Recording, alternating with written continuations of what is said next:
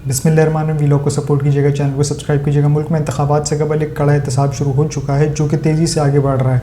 अब इसमें एक इसकी ख़ास बात यह है कि इसमें कोई एक चीज़ एक्टिव नहीं है, इसमें तमाम चीज़ें एक्टिव है। अगर आप नैब को देख लें वो एक्टिव, FBR को देख लें वो एक्टिव, रियासत को देख लें वो एक्टिव, और आने वाले दिनों में आपको अदालतें भी फ़ाल और एक्टिव नज़र आएंगी। क्योंकि अब जब ये अमल शुरू हुआ है ना, तो इसको मनतिकी अंजाम तक पहुंचना, और मनतिकी अंजाम तक तब पहुंचेगा जब इंसाफ के तकाज़े पूरे होंगे।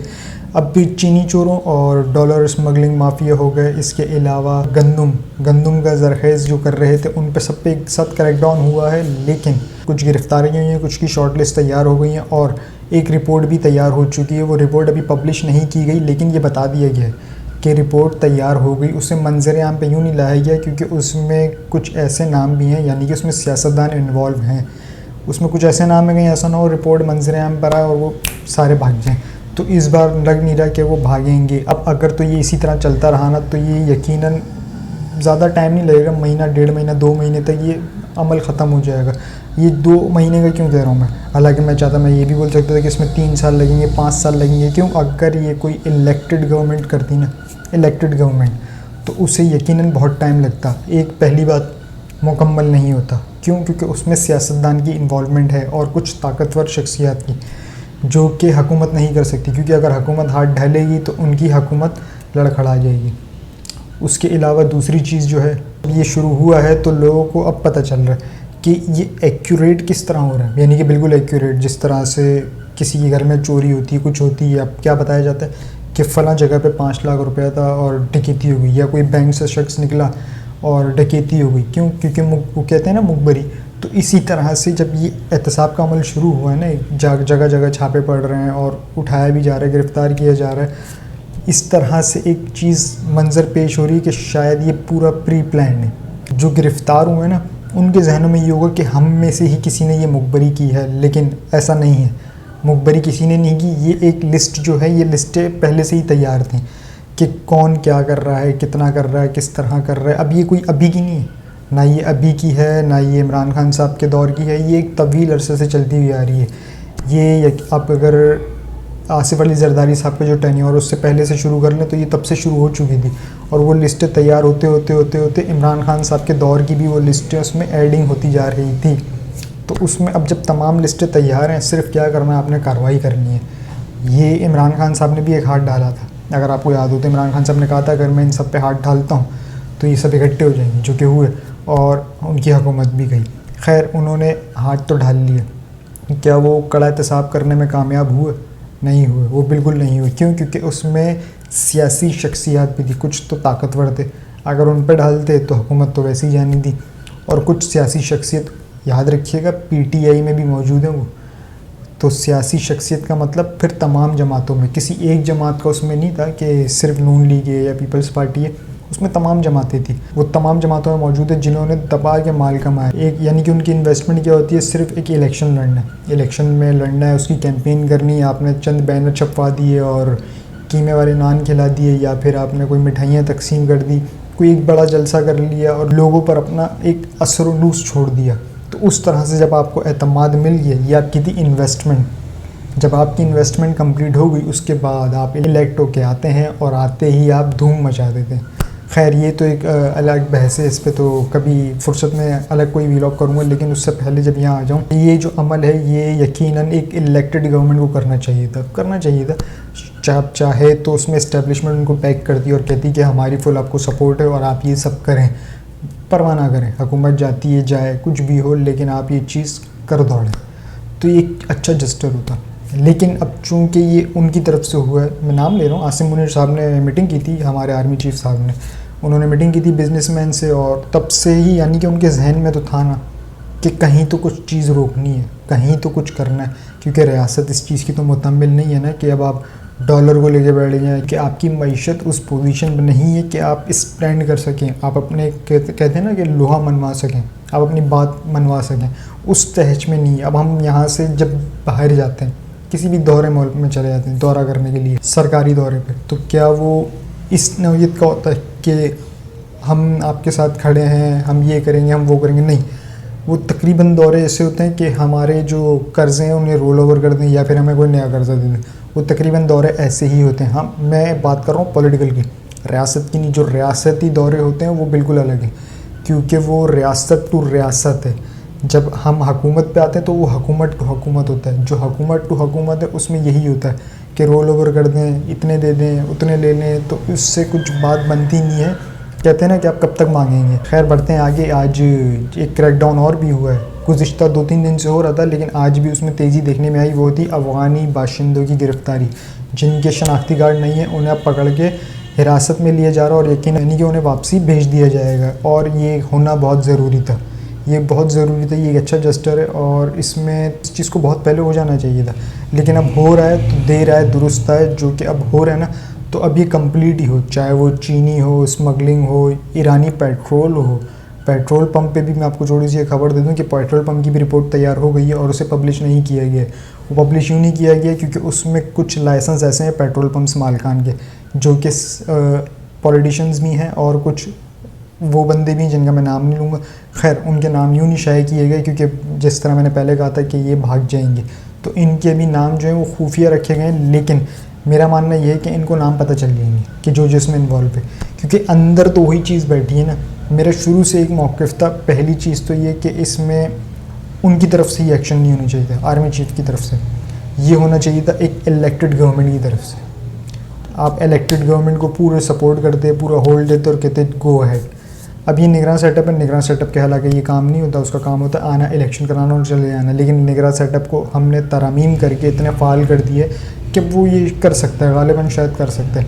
خیر آگے بڑھتے ہیں. آنے والے دنوں میں ہو سکتا ہے آپ کو پیٹرول پمپس بھی کچھ اسٹرائک پر نظر آئیں یا بند نظر آئیں، کیونکہ اس کی وجہ یہ ہے کیونکہ ایک رپورٹ تیار ہو گئی ہے نا. تو جب ان پہ ہاتھ ڈالا جائے گا تو وہ ہاتھ تھوڑا سا سخت ہوگا. جب سخت ہاتھ ہوگا تو تھوڑی سی تکلیف ہوگی. جب تھوڑی سی تکلیف ہوگی تو میرا یہ ماننا ہے کہ ان کو تکلیف ہونی چاہیے، کیونکہ جو تکلیف پچھلے کئی برس سے اس عوام نے جھیلی ہے نا، یعنی کہ 22-24 کروڑ عوام نے جتنی بھی تکلیف جھیلی ہے، یہ ان کو بھی پتہ چلنا چاہیے. یعنی کہ آپ بیٹھے اے سیوں میں، ہم بیٹھے گرمی میں، تو ان کو پتہ چلنا چاہیے کہ ہاتھ کیا ہوتا ہے، ان کو پتہ چلنا چاہیے کہ گرمی کیا ہوتی ہے، ان کو پتہ چلنا چاہیے جیل کیا ہوتا ہے، ان کو پتہ چلنا چاہیے قانون کیا ہوتا ہے. انہیں یہ بھی پتہ چلنا چاہیے کہ ریاست کی رٹ کیا ہوتی ہے. اور اس کے ساتھ ساتھ میں ایک چیز اور ایڈ کر دوں کہ اس میں جو کہہ رہا تھا ابھی کہ ان کو پتہ چل گیا ہو جن کے نام ہے. میرا یہ ماننا تھا کہ اس میں سب سے پہلے ہونی چاہیے تھی ریفارمز. جب ہم ریفارمز کر لیتے نا، ایک نئے چہرے ہوتے، انڈیپینڈنٹ ہوتے، اور ان کا سیاست سے کوئی لینا دینا نہیں، کوئی اثر و رسوخ نہیں، چاہے وہ کچھ بھی ہو، نہ سیاست سے نہ اسٹیبلشمنٹ سے، کہیں سے کچھ بھی نہیں. نیوٹرلز ہوتے ہیں نا، جو نوجوان ہیں ان کی میں بات کر رہا ہوں، کیونکہ انہی میں سے لیڈرشپ ابھر کے آتی ہے، تو انہی میں سے ہی آتے ہیں. جب یہ اوپر آتے ہیں تو انہی سے ہم پک کرتے اور اسی چیز کو پھر آگے کر دیتے. اب اس میں یہ نہیں کوئی بول سکتا کہ یہ پی ٹی آئی کا، یہ نون لیگ کا، یہ پیپلز پارٹی کا. وہ ایک انڈیپینڈنٹ تھا. انہوں نے ایک ایپٹیٹیوڈ ٹیسٹ دیا ہے، اس کے بعد وہ انٹرویوز دیے ہیں. جب وہ کوالیفائی ہوئے ہیں، انہیں لگا ہے کہ ہاں بالکل میرٹ پہ سلیکشنز ہو رہی ہیں، تو وہ میرٹ پہ جب آئیں تو پھر کارروائی جب ہوتی ہے نا تو وہ کڑاکے دار ہوتی ہے، کیونکہ اس میں پھر کوئی کسی کو جواب دینی ہوتا ہے، نہ خبریں بار بار لیک ہوتی ہیں.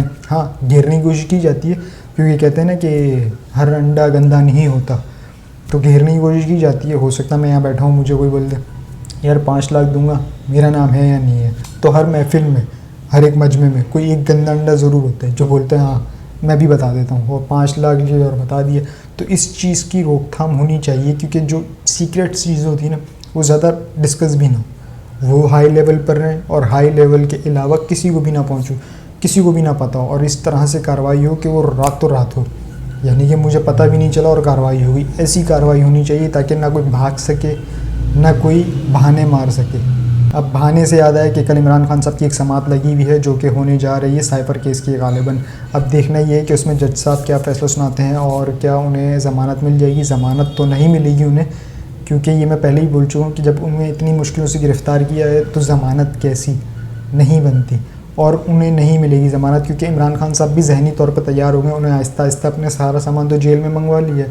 پہلے انہوں نے کتابیں منگوائی، پھر انہوں نے قرآن شریف منگوایا، اس کے بعد انہوں نے جائے نماز منگوائی، اس کے بعد انہوں نے اپنے ورزش کا سامان بھی منگوا لیا ہے. اب دیکھتے ہیں کہ آنے والے دنوں میں کیا ہوتا ہے. اس کے علاوہ ایک نیب امینڈمنٹ کیس جو چل رہا تھا جس کا فیصلہ محفوظ کر لیا سپریم کورٹ نے، اس میں آج اٹارنی جنرل صاحب نے اپنا ایک جواب، تحریری جواب ایک جمع کروایا. وہ تحریری جواب کیا ہے ذرا آپ کو وہ بتاتے ہیں۔ نیب ترامیم کے خلاف عمران خان کی درخواست کو ناقابل سماعت قرار دیتے ہوئے اٹارنی جنرل کا کہنا ہے کہ عمران خان کے مطابق حالیہ نیب ترامیم کے باعث منتخب نمائندوں کے احتساب کا عمل کمزور ہوا ہے۔ منتخب عوامی نمائندوں کو پارلیمنٹ کا عوام کا امین کہتے ہیں، جو کہ دوست بھی، تاہم دوسری جانب اسی عوام کے اعتماد کو ٹھکرا کر سابق وزیر اعظم نے اراکین اسمبلی کو مستعفی ہونے کا کہا۔ پارلیمان کو چھوڑ کر عمران خان نے اپنے حلقے کی ان لوگوں کی آواز دبائی جنہوں نے ان کو منتخب کر کے پارلیمنٹ بھیجا۔ ترامیم کے خلاف درخواست کے پیچھے عمران خان کے مذموم مقاصد ہیں۔ یہ کوئی جواب بنتا نہیں۔ عمران خان صاحب نے یاد کریں اس سے پہلے بھی جب 2013 میں الیکشنز تھے، اس میں بھی انہوں نے کہہ دیا تھا کہ میں اس پارلیمنٹ کو نہیں مانتا۔ تو یہ کوئی بھولا سا جواب ہے، تحریری جواب ہے، مجھے نہیں لگتا یہ کوئی قابل قبول ہوگا۔ یہ اسی طرح ہوگا جس طرح اپنا جج بابر ستار صاحب نے وہ ڈی پی او صاحب کا اور ایس ایس پی صاحب کی انویسٹیگیشن کی اس کو یوں پھاڑا، انہوں نے بھی تحریر جمع کرائی تھی اور انہوں نے بولا ذرا آپ بھی جیل کا مزہ چکیں۔ تو یہ بھی غالباً اسی طرح کا ہی جواب ہے۔ یہ بات بن نہیں رہی۔ عمران خان صاحب پہلے سے ہی خلاف تھے اسمبلیز کے۔ وہ کہتے ہیں میں اس اسمبلی میں کیوں آؤں جہاں چور لٹیرے ڈاکو بیٹھے ہیں۔ اب اگر انہی چور لٹیروں کو عوام منتخب کر کے بھیج رہی ہے تو اس میں عمران خان صاحب کا کیا قصور؟ پہلی بات تو یہ، جب ایک چیز کلیئر ہے کہ بھائی اس شخص پہ کیسز ہیں، یعنی کہ میں سادہ سے بات کر رہا ہوں کہ شہباز شریف صاحب پہ کیسز ہیں، نیب کی کیسز، الیکٹو کے ہیں، ایسا تو نہیں ہے نا کہ چوری چھپے ہیں، الیکٹو کیا ہے نا، الیکٹو کے اسمبلی میں آ گئے وہ۔ اب وہ جب اسمبلی میں آ گئے تو ان کی چوری کا آپ یہاں سے اندازہ لگا لیں۔ اب اگر وہ ایماندار تھے نا تو وہ کبھی بھی نیب ترامیم نہ کرتے، وہ بولتے نہیں کیسز ہیں ہم سامنا کریں گے، ہم سامنا کریں گے، لیکن نہیں، انہوں نے اس طرح کی کارروائیاں ڈالی کہ 50 کروڑ سے کم کی جو چوری ہے وہ چوری نہیں ہوتی، اس سے اوپر ہو جائے نا 50 کروڑ 1 روپیہ تو وہ چوری کہلائے گی، اور 50 کروڑ میں اگر آپ چوری کر رہے ہیں اس میں سے ایک کا سکہ ڈال دیں تو وہ چوری نہیں ہوگی کیونکہ 50 کروڑ سے کم ہے۔ تو اس طرح کی تو راتوں رات کارروائیاں ڈالی گئی، اپنے کیسز معاف کرائے گئے، اور جب کیسز معاف ہو گئے، سب کچھ ہو گیا، راتوں رات سب کچھ ہو گیا، اور جب 53-43 بل منظور کروا لی اگلے 48 گھنٹوں میں، دور حکومت کا ٹینیور ختم ہو گیا، تو پھر وہی ہوا، اپنے آبائی اجدائی گاؤں لندن روانہ ہو گئے۔ اگر تھے اتنے مخلص تو ادھر ہی رہتے، اپنے پاکستان میں رہتے اور کیسز کا سامنا کرتے، لیکن نہیں، انہوں نے جب ترامیم کر لی، سب کچھ کر لیا، تو پیچھے کچھ بچ نہیں جاتا۔ ان کے بھاگنے کی وجہ یہ نہیں تھی کہ ان کی اہلیہ کی طبیعت ٹھیک نہیں ہے، ان کے بھاگنے کی وجہ یہی تھی کہ انہیں اشارہ مل گیا تھا کہ کریک ڈاؤن ہونے جا رہا ہے، جو کہ اب چل رہا ہے۔ آپ نے دیکھا ہوگا کہ وہ بلا تفریق چل رہا ہے، اس میں یہ نہیں دیکھا جا رہا کہ یہ پی ٹی آئی کا ہے، یہ نون لیگ کا ہے، یہ پیپلز پارٹی کا ہے، اس میں بس یہ ہے کہ کرپٹ ہے، چور ہے، کرپشن کرتا ہے، اٹھاؤ، یعنی کہ جس نے عوام کا جینا بحال کیا، عوام کے خون پسینے کو چوسا، اسے دبو چلو، کیونکہ اب ان کی باری ہے۔ جتنا عوام نے سہنا تھا وہ سہ چکی، اب ان کی باری ہے، اب انہوں نے سہنا ہے۔ خیر آخر میں جاتے تھے کہ G20 سمٹ جو تھی انڈیا میں دلی میں ہو رہی تھی، وہ ایک کامیاب رہی، اور اس میں یہ چیز دیکھنے میں نہیں آئی جو SCO سمٹ میں دیکھنے میں آئی تھی، گوا میں جو ہوئی تھی، اس میں جے شنکر صاحب نے جو کچھ بدتمیزی کر لی تھی، کسی کو بھی پسند نہیں آیا۔ جتنے بھی SCO سمٹ کے ممبران ہیں نا انہیں پسند نہیں آیا تھا۔ اسی طرح G20 سمٹ کے تمام سربراہان آئے سوائے 2 کے، رشین پریزیڈنٹ اور چائنا کے پریزیڈنٹ، لیکن ان کے علاوہ باقی تمام شخصیات موجود تھے۔ چائنا کی طرف سے وزیر اعظم نے ان کی شرکت کی تھی اور رشیا کی طرف سے ان کے وزیر خارجہ نے شرکت کی تھی، ایون کہ انہوں نے ویڈیو لنک پہ بھی شرکت نہیں کی۔ خیر ایونٹ بہت اچھا رہا اور بہت کامیاب رہا۔ اب یہ ایونٹ ختم ہوا اور اس کی صدارت چلی گئی ہے برازیل کو۔ اب آنے والے 1 سال تک اس کی سربراہی برازیل کرے گا۔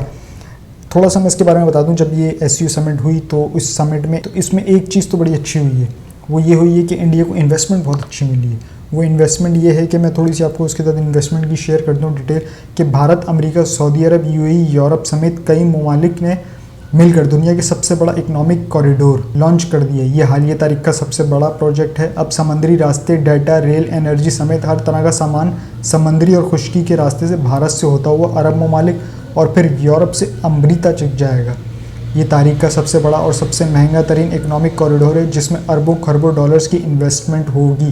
تو یہ ایک اچھا پروجیکٹ ہے اور کافی بڑا پروجیکٹ ہے۔ اب دیکھنا یہ ہے کہ اس پر عمل درآمد کب سے ہوتا ہے، کیونکہ ابھی تو یہ صرف بات ہوئی ہے، اب آگے بہت سے اس کے پروسیس ہیں، آگے بیٹھیں گے، بات کریں گے، دوبارہ ہوگا، پھر کس طرح سے پلان بنانا ہے اس حساب سے ہوگا، لیکن بات ہونا بھی بہت بڑی بات ہوتی ہے۔ اور جب یہ اتنا بڑا اکنامک پلان بن رہا ہے تو یہ ایک بہت اچھی اور خوش آئندہ بات ہے۔ ہم بطور پاکستانی ہم نے کبھی کسی کا برا نہیں چاہا، چاہے وہ کوئی بھی ممالک ہو، ایون کہ انڈیا دشمن ملک ہے، ہم نے ان کا بھی برا نہیں چاہا، ہم ان کے بھی خیر خواہ ہیں۔ وہ چاند پر گئے، ہم نے یہ نہیں کہا کہ دیکھیں چوری کے پیسے سے گیا ہے یا یہ کون غدار گیا ہے، نہیں، ہم نے یہ نہیں کہا، ہم نے الٹا انہیں اپریشیٹ کیا.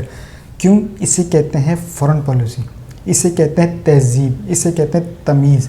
شاید انڈیا یہ بھول گیا تھا جو اس نے ایسیو سمنٹ میں کی اور اس کے دوست ناراض ہو گئے. یقین مانیے اگر یہ اس طرح سے ناراض کرتے رہیں گے نا تو یہ پورے خطے میں نا ایک واحد اکیلا رہ جائے گا، اور یہ جس کے سہارے پہ رہے گا نا، آپ کو پتہ ہوگا کون ان کا سہارا ہے، سپر پاور. اگر یہ ان کے سہارے پہ رہے گا نا تو یہ نقش سے ہی ختم ہو جائے گا. ہم تو دعا کرتے ہیں کہ اللہ انہیں نصیحت دے اور ہدایت بھی دے. خیر یہ تو ایک الگ بحث ہے اور فارن پالیسی پہ میں کبھی بات بھی نہیں کرتا. اب تک کے لیے اتنا ہی جی. اپنا اس چینل کا خیال رکھیے گا، چینل کو سبسکرائب ضرور کیجیے گا. اللہ حافظ.